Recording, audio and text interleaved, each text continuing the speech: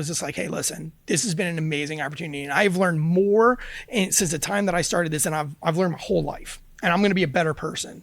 But like, obviously, like, I'm not good at this. Like, this is not for me. And they were like, if we could narrow it down and send you on to SEER, do you think you could find somewhere in the middle?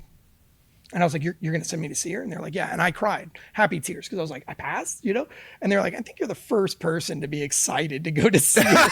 So I was just like, yes, to go to SEER. Yes, I get to get tortured. Yeah, so I go to SEER, and I do really well at SEER, actually. I mean, as well as you can do. Which class SEER is like? The hardest, SEER C+. So C+, on Bragg? Yeah, on McCall. McCall, training area, whatever. But I did the hostage, POW, and government detainee. Oh, bro. And so I do that just fine, go to language school. Well, the guys that I were living with back at the time were defrauding the government. They were defrauding the government? So they basically, back then, you had to get, there weren't any apartments. Or, I mean, there wasn't any on-base housing. So everybody was getting apartments.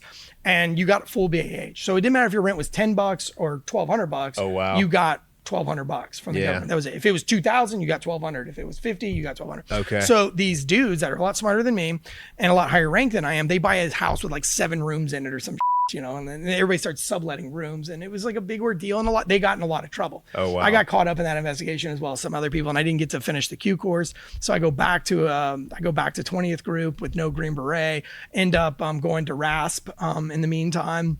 And then going back to the Q course, but back to language school, but they didn't have a spot for me at language school. So they sent me back to the team, and then we go to Vegas and do some stuff there. And then my team goes to Nicaragua, and I'm stuck behind. I went to do like a basic waterborne operations course in the meantime. And then the sergeant major kind of brought me in, and he was like, you need to re-enlist so we can get you back to the Q course. And you've got to do this enlistment to go back. You'd have to do another 4 years. Yeah. And I was like, well, I'll do that, but you have to guarantee me a slot back to the Q course. Yeah. And they're like, that's not how that works. We don't know. And I was like, well, I'm not going to re-enlist. And so they didn't get me back to the Q course by my end of my enlistment. And I got out of the military and never got my Green Beret. Damn. And and then I knew, then I'd met this girl, and she wasn't going to marry a Green Beret anyway. So that was like kind of what got the ball rolling. Yeah. And so I was like, well, you know, I really like this girl, and she's already said she's not going to marry a Green Beret. And so I was like, I lost that want, you know what I mean? Like, yeah.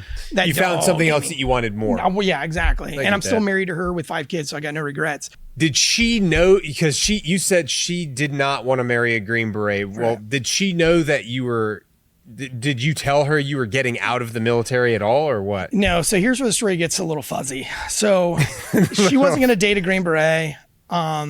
There had been an incident where her and I went on a date, and I was trying to convince her that it would work out for her.